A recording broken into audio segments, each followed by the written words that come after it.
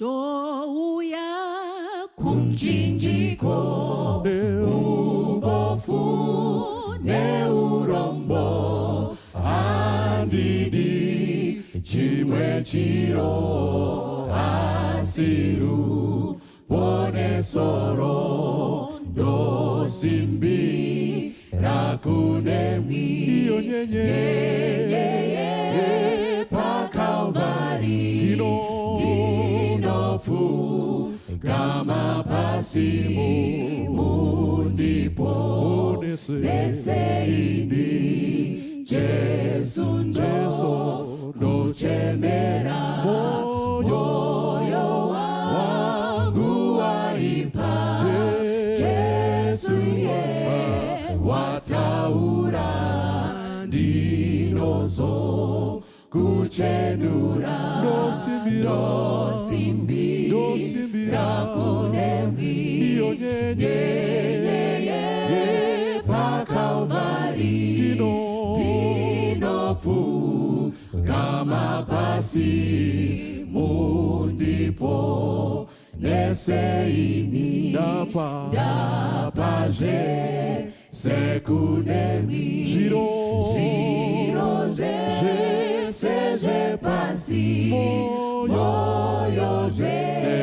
nemuwiri uwe nyunarini dosimbira kunemi ye pa Calvary dinofu kama pasi mundipo neseini dosimbira kunemi mune jitsitso zenyu zvinondarapwaini nemaropa lora Kristu dosimbira kunemi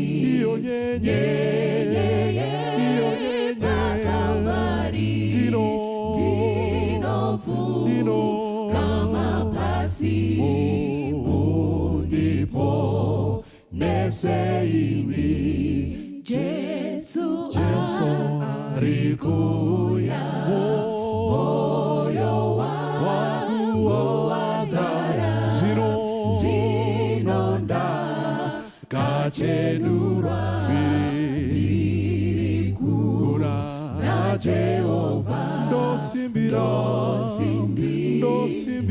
kunemi ye pa Calvary dinofu kama pasi mundipo neseini Jesu arikuya moyo wangu wazara zinonda kachenurwa biriku na Jehova dosimbira kunemi ye pa Calvary dinofu kama pasi mundipo neseini dosimbira kunemi ye pa Calvary dinofu kama pasi mundipo neseini murapi mkuru uripom wemuzandie Jesu anofarisa varombo inzwa izvira Jesu zita rake ritendwe zita rake rikudzwe zita rake rimbwe Jesu zvitadzo zvasunungurwa inzwa izwi raJesu fambanyi naye kudenga tigereko naJesu zita rake ritendwe zita rake rikuzwe zita rake rimbwe Jesu nde Jesu mbiri kunyenye ya mari ndinodawira Jesu ndinodisazita iri ramuponesi Jesu zita rake ritendwe zita rake rikuzwe zita rake rimbwe Jesu nde Jesu zvimwe ndatadza ndinoda kunzwa zita raJesu moyo wangu wanyaradzwa ngezita raJesu zita rake ritendwe zita rake rikuzwe zita rake rimbwe Jesu nde Jesu ako iye achauya nembiri neupenyu tichafara kutaura ruponeso rwaJesu zita rake ritendwe zita rake rikuzwe zita rake rimbwe Jesu nde Jesu zita rake ritendwe zita rake rikuzwe zita rake rimbwe Jesu nde Jesu Jesu nde Jesu zita rake ritendwe zita rake rikuzwe zita rake rimbwe Jesu nde Jesu Jesu nde Jesu Jesu nde Jesu Jesu nde Jesu. Ama mnashindoda kuchingamidza mose muzita raKristu Jesu. Dakutenda Mwari nemukana watapiwa panguva dzino kuti tipinde pakudzidza nekudzidzwa kwevhangeri. Ngatinamatei baba vedu maita enyu panguva dzino chivai nesu mutaure kamwe tinzwe kairi kuburikidza naKristu Jesu nyenya yakabaya pamuchinjikwa chiti amen. Ndoda kutenda Mwari mukana wakanaka zvakadai wavatipa kuti tisvike pakudzidza shoko rake.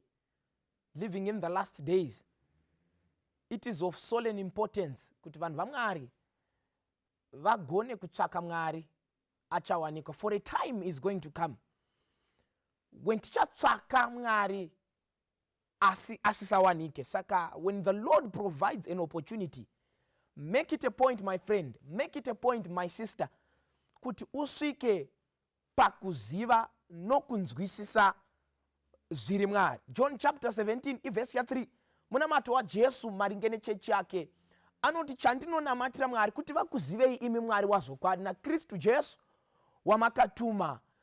The Lord is and will always provide mukana wekuti iwe neni tisvike pakudzidza mukati meshoko rake. Toda kuidzura nyaya nhasi kubva muna Numeri chapter 25 vhesi ya 1 nevhesi ya 2 tichaverenga nevhesi ya 9. Musoro wenyaya wanhasi unoti last minute is dangerous. Last minute is dangerous. Vhesi ya 1 inobva yati and Israel abode in Shittim, and the people began to commit whoredom with the daughters of Moab. Vhesi ya 2 and they called the people unto the sacrifices of their gods, and the people did it, bowed down to their gods. Verse 9 and those that died in the plague were 24,000. May God add a blessing to the reading of his word. Nyaya nasi toda kubuditsa pfungwa hama munashi inoti last minute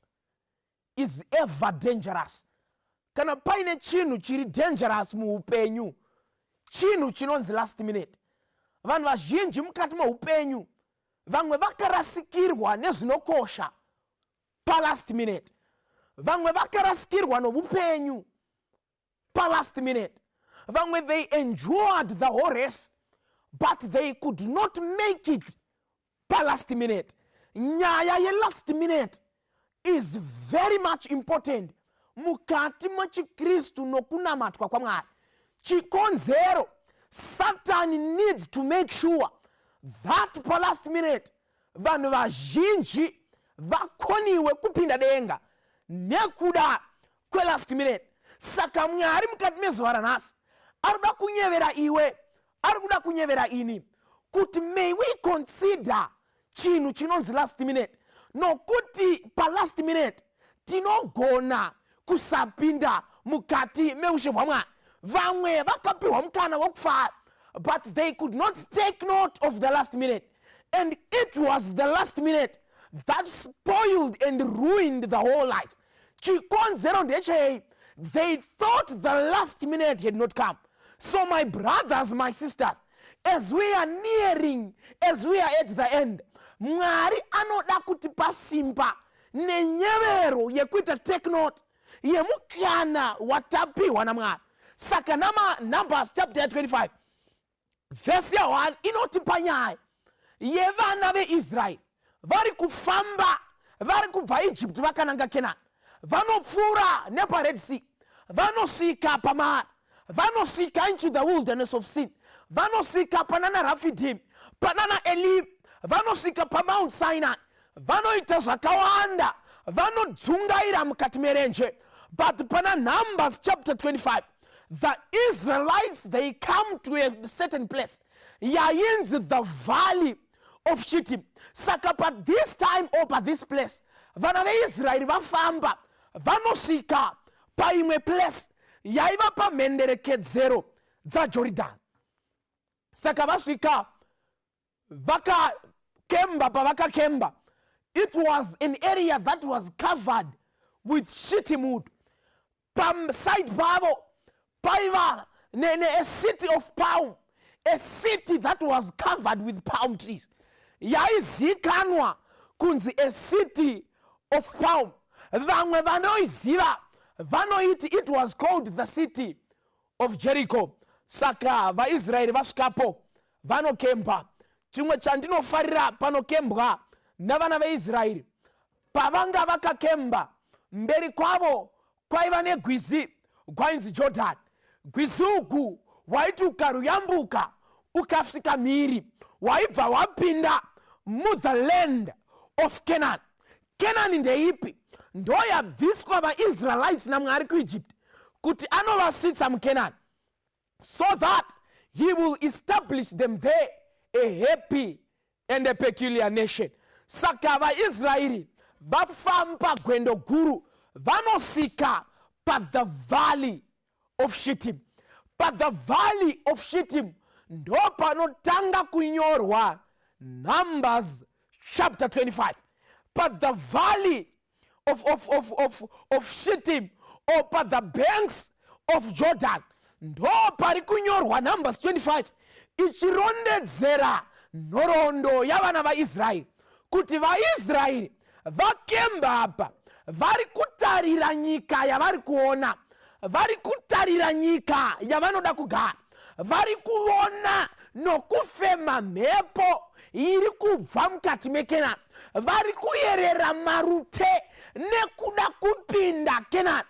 Chikonzero nokuti Kenani vanoiona, chikonzero nokuti chipikirwa chavakataurirwa vachibva Ijipita vochiona, vamwe vakabarigwa munzira vari kuona kwavari kuenda kuti vava kusvika, saka vazere nemufaro vanoenda vobva vanokemba paShittim, vakemba paShittim ndo pavanogara as they are preparing to cross. Saka vakagara, they were enjoying their lives. Vakagara, they were enjoying and happy that they were crossing the river Jordan into the promised land. Vari kufara vana veIsraeri. Zvedu zvaita zvokudlamana nokurwadziwa muroad zvapera, tava kugara munyika inoyerera uchi nomukaka. So they were happy looking kunyika yavanoda kuenda. But alas, little did they know that pavakakemba, though they are preparing to cross, but there was a dangerous animal, dangerous community that was amongst them, or that was staying closer to them. That dangerous group made many to see the promised land, but never to walk in it. Saka vakagara, pavakakemba, there was a community kana vanhu vaigarapo ainzi maMidianites, kana kuti vekwaMidian vaigara ipapo navamwe vavakavhenganiswa navaMoabhu. And this group raigara kana kuti pavakasvika pachikembwa navana vaIsraeri, they lived nearby. Saka vaIsraeri vagara, they were preparing. But as they were preparing, another group amongst them was preparing. As the Israelites are preparing to enter into the promised land, another group was preparing to provide a hindrance to the children of Israel to enter into the promised land. Saka varipo vanogara, and this hindrance starts to work. Hama dzinodikanwa, the condition at the valley of Jordan, at the valley of Shittim, at first it was nice, but it ended up in tears. Now hama dzinodikanwa, regai nditsanangure pfungwai. VaIsraeri vakakemba paShittim, vari kuda kukurosa kupinda muKenani. VaIsraeri, they are preparing to pitch matents avo muKenani. But as they are preparing to pitch the tents, pakati pavo pane a very dangerous group rikuita prepare to pitch their tents mukati mematende avaIsraeri kuti varegedze kupinda Kenani. Vanhu ava vari kuda kukonzera vaIsraeri kuti varegedze kupinda Kenani. Chikonzero ndechei? Nemhaka yokuti vanoda kuinfiltrata the pure religion yavanhu vamwari. Israeri yabva Elim, Israeri yabva Rafidim, Israeri yabva kumashure, ine tarisiro yekunopinda, but vari kufunga kuti vava pamigaro yokusarwa nokukosa bedzi. Pane group rinomuka to provide a hindrance kuvanhu vamwari, even though they are at the borders of Canaan. These people, they have no respect kuti vanhu ava vabva kure sei. these people, they have no respect. Could they have journeyed so many years in the wilderness? They do not care. Chavanotsaka kuti vanhu ava varegedze kupinda Canaan. Ndo basa ravo. In like manner as we are standing at the borders of this earth's history, the devil is no respecter of men. Satan haku respect someone. Kuti wabva kure say, what is your history? What is your experience? The devil does not care. What the devil wants, he does not want you to enter into the promised land. Satan anabasa nazo. Zvekuti unorora mavhesi nomusoro, Satani haana basa nazvo. Zvekuti unorova nziyo dzakatsetseka, Satani haana basa nazvo. What the devil wants, he needs you not to enter into the promised land. Saka vakauya vasingarespecte kuti vanhu havaneti, vasingarespecte kuti vanhu havada kupinda Canaan. All they wanted to do, they wanted them not to enter. As of old, as we are standing at the borders of Canaan, the devil will redouble his efforts. Chikonzero anoda kuti vanhu vaMwari varegedze kupinda Canaan. Rekani kudzeyama dzinodikana. Ibasa raSatani kuti patimire pamhenderekedzero yapanyika. Satan, as of old, he will redouble his efforts kuti vanhu vaMwari varegedze kupinda denga. Satan was working with a one-man band, but this time he will multiply the bands. Chikonzero, he needs to capture as many as he can. Chenjerama dzinodikana. Satan pana Satan shama. He does not care. He is no respect for you. Hana basa newe. Chanoda kuti uregedze kupinda Canaan. Akazviita pavana veIsraeri. And vanhu veIsraeri vakaregedza kupinda denga. When they were standing at the borders, little did they know that they could not make it. Chenjera shama. Usafunga kuti zvenyika ino zvinonakidza. Hazina kids sama. The devil is redoubling his efforts. Paunofunga kuti nziyo dzenyika dzinonakidza, rega ndidzinzwe kamwe. The devil is redoubling his efforts. He wants to make sure even the elect, they will not enter. He does not care. Hana basa Satan.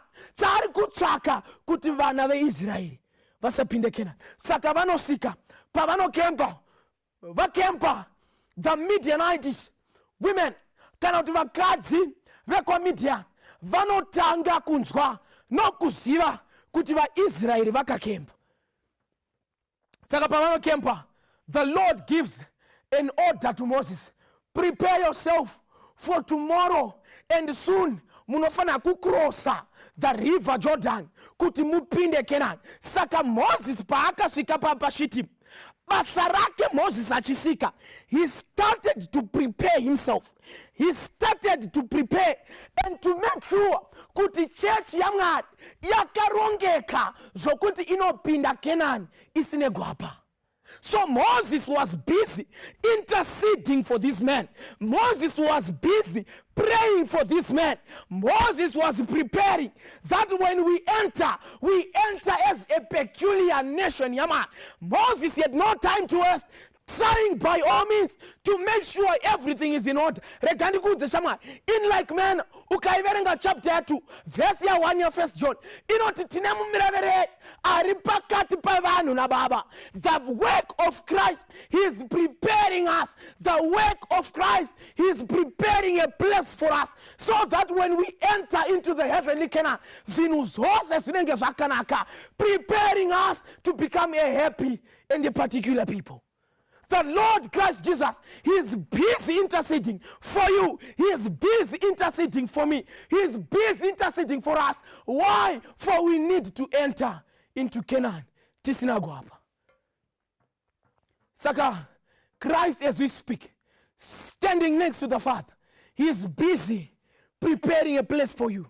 He is busy preparing and interceding, working on your behalf towards the Father. He wants us to be pure. Saka pa time hii Kristo anomirirwa na Moses. As Moses was preparing for the people were they aware that Moses is preparing? What were the people doing? Verse number 2, verse 1, and Israel abode at Shittim, and the people began to commit whoredom as Moses is preparing. Unfortunately, pitifully Moses, the children are committing whoredom. As Moses is participating muku prepare church ya Mwari kuti ipinda denga, church ya Mwari iri busy kuita upombwe panze. Saka church inaotanga na kuita upombwe. The Midianitish women, they started to walk into the camp of the Israelites bit by bit. Vakatanga vachipfuura nekumagadheni kwa kukozesa makadiko. Vanhu vekwa Israeli vakadzi vodaira makadini mangwana vakaswedera padhuze ndokukwazisana. Mangwana pavakaswedera nyaya dzikareba, pavakasangana after a week nyaya dzanga dzava kuklika. Ende vanyori vekwedu vanobva vati as the conversation increased, the skirts of the Israelites became shorter and shorter. This is the law of the human mind, that by beholding we become changed. The Israelites, they thought but little did they know that even their appearance started to change. Vaifunga vaIsraeri kuti dzingori nyaya dzapatsime nedzemuroti, but vaisaziva kureba kwenyaya, kurebavo kwehembe dzavo dzainyanya kupupika kusvika pasaizi yavana navakadzi vekwaMidian. This is the law of the human mind. The more you sit down with the devil, the more you will become like him. Saka, bit by bit, in the name or in the area of friendship, little did they know that the Midianites, they were taking ground. Saka, vanotanga kutaura nyaya vari patsime. As days went by, mazuva achipfeka, munyori wekwedu achitsanangura nyaya, anobva atoti the Midianitish women, they now started to creep into the camp of the Israelites in the name of friendship. Saka vaIsraeri vanobva vati tazwanira shamwari dzinobvepi dzekwaMidian. Saka vakatanga vachitaura nyaya vari kunze, vakazoona kuti ushamwari hwadzika, vane nyaya dziri kuklika dzavari kutaura nadzo. Vanotanga kumeka sure kuti vaMidianitish women ndo ari kuita creep into the church. This is a very sad statement to announce, but terera, the Midianitish women are the ones that are creeping into the camp of the Israelites. These are not the Israelites who are first creeping into the camp of the Midianites. Saka vekwa Israel ndo vanotanga kupemita kuti vekwa Midian vapinde. Little did they know that the fusion, kubatana kwa Mwari na Satan, or the mingling of the church and the world will not convert the world to the church, but it converts the church to the world. Pavakatendera vakadzi kuti vapinde, vakadzi vekwa Israel hunhu hwavo hwakatanga kubvaruka day in and day out. When they thought friends were coming, little did they know that the enemies were destroying the camp. The Lord is looking for men. The devil is counterfeiting every plan ya man. The devil wants to employ the youth, but the devil is taking advantage yama youth and us, as the Lord is waiting and calling for you, my brother. Why won't you move and evaporate and deny, resign from the ranks of the devil? Come, let us join the ranks of God. We are living in the last days, and the Lord is looking for men. The Lord is looking for people who will stand though the heavens may fall. Hamazinodikan. Kwa muri mose makaterera. We are living in the last days. But it is this last minute that 24,000 Israelites, they were destroyed. Not because they did not see Canaan. They saw Canaan, but they could not enter because of the last minute. Anoimba wani munyori wekwedu.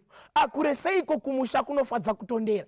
Ukaverenga stanza yetatu. Anoti ndabvunza zvose pasi pezuva. Asi ndiri kushayiwa minduro. Anonyora tuti kwendobva ati shamwari teerera. Handizivi kuti kumbori kure sei. Asi kana dziri nziyo dzekumusha. Ndava kudzinzwa munzeve. Kuti ndafunga ngemusha. Ndinobva ndachema. Number 5 otisaka tiri padyo nokumusha. We are closer home. But as we are closer, we need to be careful. How can we be careful? John 17 verse 3. We need to have a relationship with this Christ so that when he cometh, he will claim us to be his own. Amazinodikano. This last minute, vanhu vakawanda vachafushirwa. At this last minute, vanhu vakawanda, they will go back because of this last minute. Prominent speakers and singers will backslide, not because they do not have verses and songs, but because they have forgotten to take hide and refuge in God. The Lord is waiting for you and for me so that we might be careful. Panguva ya tiri kurarama. Tararama nguva yakaipa hama dzinodikana. Mamuva ari kunakidza, nziyo dziri kunakidza. So many leisure centers, so many food outlets. Everything the devil is blessing, every center at its rightful position. But blessed are they, those that will find refuge in God. When they find refuge in God, they will count everything nothing but just, but dung. Job chapter 20 verse 4. Inda unoiverenga pa 5. Inoti kubva kare pakuiswa kwemunhu panyika. Hakuna zvakamboitika kuti rufaro rwavasingadi Mwari runogara kwenguva isingaperi. But kufara kwavasingadi Mwari, it's only but for a moment. It's just but for a moment. It will not last. But the joy that Christ bringeth, it lasts forever and forever and ever. It is a call that God is giving you today. The last minute is dangerous. Why won't you make a wiseful choice per last minute? Why won't you make a good decision for the sake of your salvation as well as the destiny of other souls? Why won't you not become like the Israelites? We are closer home. Everything is confirming that we are closer home. It is the will and the desire of God,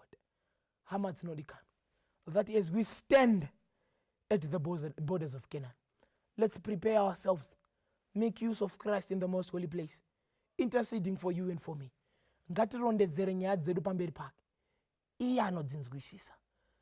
us pray kuti tigone kuverenga mazuva nokuti nguva yakaipa. Baba vedu vari kudenga, toda kutendai panguva dzino dzamangwanani. Ishua tamira pamhenderekedzero dzekupetwa kwenhoroondo yapanyika. Asi Mwari chamunotsvaka kuti isu tiite prepare ourselves for the sake of the next event, the glorious event, pamunoponesa vakaita kuda kwenyu. Nekuda kwaizvozvo nai Mwari, ndaikumbira nokushuwa kuti isu mutibatsire pfungwa dzedu dzigone kunyatsoverenga mazuva, tigogona kuwanira our lives wise decisions, so that we might be able to cross, tigopinda more the glorious Canaan. Titire zvakanaka. Komborai mama avo nababa, mukomana we nemusikana we, tese titire zvakanaka, mutisunge nepfundo rerudo, mugovhomora tariro yamakaviga seri kwamakore. Zvamunoitira hama dzenyu, itiraiwo kunangwe nesu. Kwanaka kudenga, modaidzira vakaita kuda kwenyu. Toda kuonekwa tiripo paboka richaporeswa. Mbiri nerikudzo Mwari ngasipiwe kwamuri nezvakakufandirai kubudikidza naKristu Jesu, nyanya akabaya pamuchinjikwa. Tichiti amen. Kure komosha davunza morenge ati usiku rekopera pakuda kuyeza musacheme kurumidza Tewere, usi